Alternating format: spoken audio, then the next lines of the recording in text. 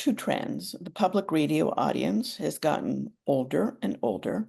The diehard committed public radio people are now aging into their 60s, 70s, 80s.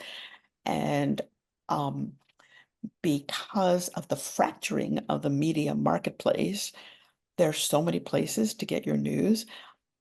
Public radio has not been able to really pull in as robustly as they would like to have a younger audience. A lot of the younger audience is going to podcasting or other platforms, which is a problem for public radio because they depend on their listeners to contribute and to fund. The predominant funding for BUR is not from the government, it's from their listeners, contributors, and donors.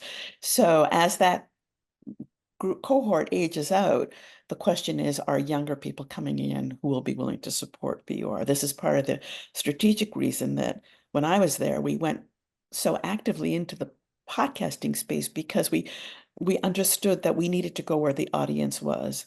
Younger audiences, more diverse audiences were going to podcasting.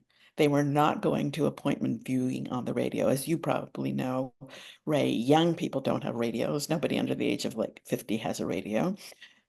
Our connected cars, you could listen to podcasts. You don't have to listen to the radio. So the public radio audience in many markets has diminished a lot.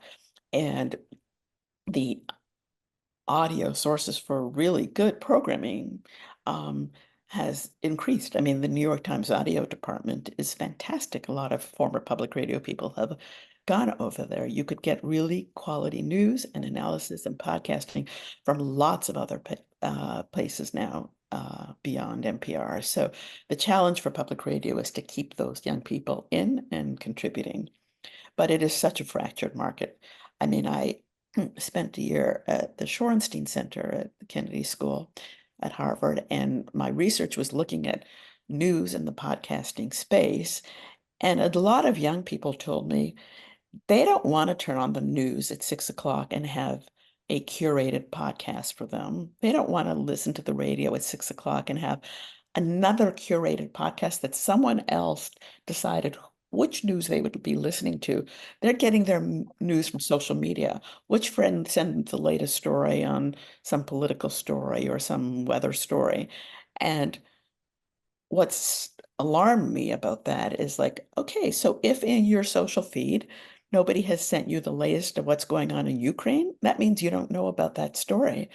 And they didn't seem to worry about that too much.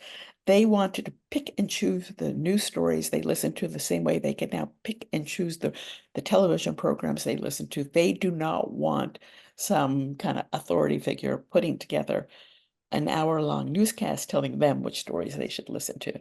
And so the landscape has completely changed. I happen to really believe that quality still wins out, which is why a show news program like The Daily or NPR news shows do really well still. But there's a lot more competition and a lot of eyeballs and earbuds, in the social space away from the traditional platforms.